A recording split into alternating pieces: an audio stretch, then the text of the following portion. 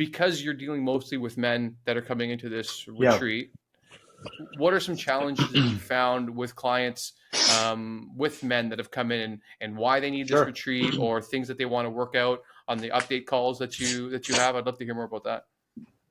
Sure. I mean, in general, men, us typically, uh, have egos, and there's an ego wall. And as soon as we drop that ego wall, we start to kind of see inside somebody, and they feel open and more vulnerable. And that's really the buzzword I think for most men is lack of vulnerability.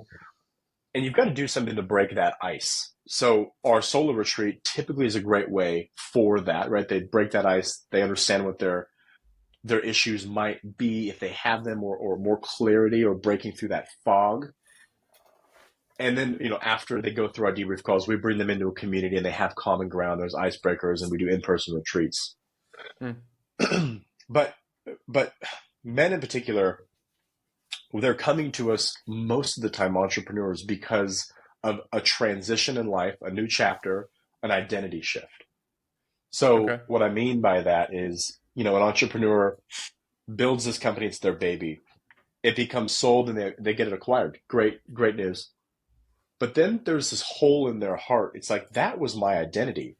Michael was he's a skincare guy, or whatever it might be. You become wrapped up in that identity. And now you don't have that. Who are you? What is your purpose? Why are you here? That's a great time for most men to go on a solo retreat, a guided one. And that's really when we seem to grab them, is these transitional periods. Empty nesters is another big one, right? They're a father. Yeah. Now they're still a father, right? But they don't have the kids in the house. And now they have to reconnect with this lady sleeping next to them. Over the last 18 years, they haven't really connected with them.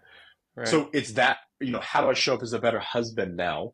Still a father, a better husband, and give her more time and create more balance in my life. We see a lot of men come to us that are just out of whack. They've got a spoke missing. They're focused solely on their business, that their physical, their mental health is deteriorated, their relationship with their kids is non-existent, and they're going potentially on the verge of a divorce because they Wow. don't protect that balance. So to answer your question, most men are coming to us typically revolving around that kind of stuff, but that being a little bit more vulnerable is helpful. And I myself, when we jump on these intro calls or whatever, I mean, man, we open the Komodo and we just get raw and vulnerable. And it gives them that barrier like, man, this is a safe space. Like, yeah, this is the shit I'm going through, dude. And then they become more open to, because again, we don't think we have problems. We don't think we need self-care, self-love. That doesn't sound like a masculine thing. Right. But today, I think it's even more important, especially out of COVID. A lot of people are plateaued. A lot of people have kind of hit this barrier where they don't have a tribe, they have no community, and no Right. purpose really. So, yeah, it's an interesting time. It's interesting to hear that you have these one-on-one calls to Yeah. start it and hear what they have to say. Because I was speaking with a friend of mine recently who's a therapist, and I was saying I'd Mm. love to see therapists become like the GP for the mind. Like the general Yeah. practitioner. Like you go to your family doctor, for example, and you say my Exactly. symptoms are Yeah. X, Y, and Z, blah blah blah blah, and he says, you know what?